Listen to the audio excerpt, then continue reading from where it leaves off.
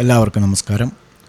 സെൻസെക്സും നിഫ്റ്റിയും ഇന്ന് financial, health care, അതുപോലെ തിരഞ്ഞെടുത്ത മെറ്റൽ സ്റ്റോക്കുകൾ എന്നിവയിലെ ഒരു സ്ട്രോങ് ബയ്യിങ്ങിൻ്റെ പിന്തുണയോടെ ഒരു ശ്രദ്ധേയമായ നേട്ടത്തോടെയാണ് ഇന്ന് ട്രേഡിംഗ് ക്ലോസ് ചെയ്തിരിക്കുന്നത്.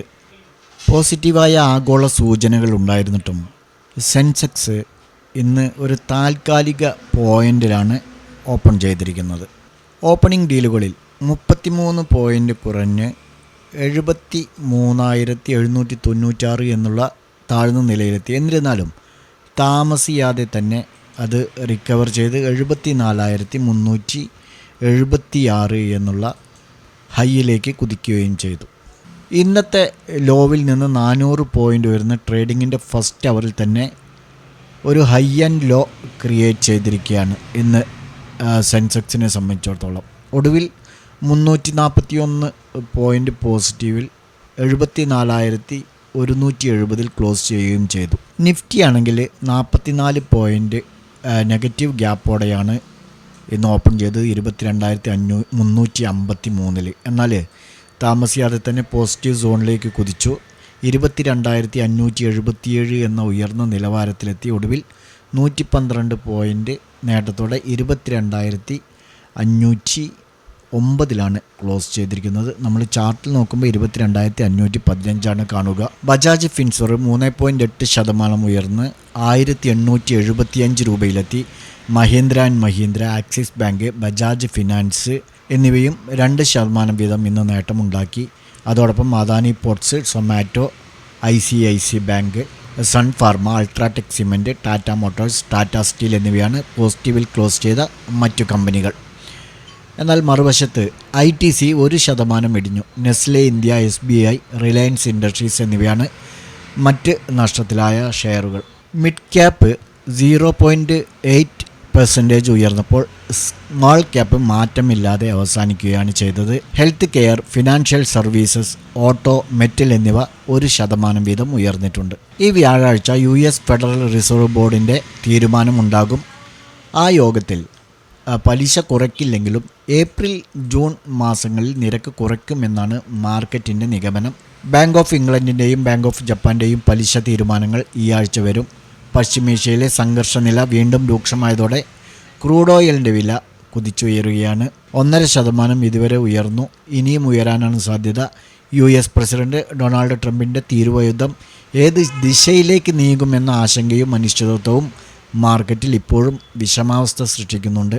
തുടർന്നുള്ള ദിവസങ്ങളിലും ചെറിയ തോതിലെങ്കിലും നമുക്ക് ഒരു പോസിറ്റീവ് സെൻറ്റിമെൻറ്റ് കാണാം എന്ന് തന്നെയാണ് വിചാരിക്കുന്നത്. അതേസമയം 22,700 എന്നുള്ള 22,675 to 700 എന്നുള്ളൊരു ക്രൂഷ്യൽ റെസിസ്റ്റൻസ് ലെവൽ ബ്രേക്ക് ചെയ്താൽ 22,850, 23,000 ലെവലിലേക്ക് അതിശീഘ്രം തന്നെ പോകുമെന്നാണ് കരുതുന്നത്.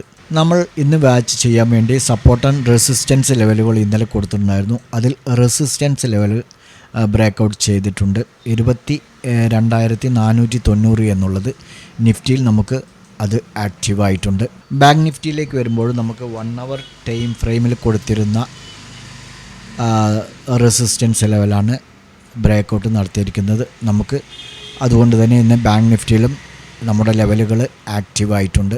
സെൻസെക്സിലേക്ക് വരുമ്പോൾ നമുക്കൊരു സമ്മിശ്ര പ്രതികരണമാണ്.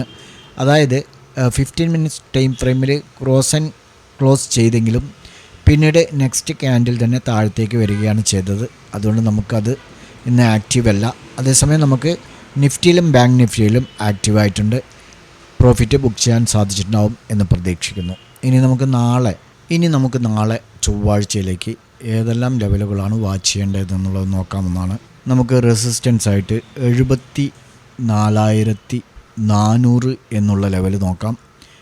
15 minutes ടൈം ഫ്രെയിമിൽ റെസിസ്റ്റൻസ്. സപ്പോർട്ട് നമുക്ക് ഇത് വാച്ച് ചെയ്യാവുന്നതാണ് 73,970. 1 hourലേക്ക് വരുമ്പോൾ 74,730. സപ്പോർട്ട് 73,600. സെൻസെക്സിൽ ഇങ്ങനെ വാച്ച് ചെയ്യാവുന്നതാണ്. ബാങ്ക് നിഫ്റ്റിയിലേക്ക് വരുമ്പോൾ നമുക്ക് 15 minutes ടൈം ഫ്രെയിമിൽ റെസിസ്റ്റൻസ് ആയിട്ട് 48,490. സപ്പോർട്ട് 48,200.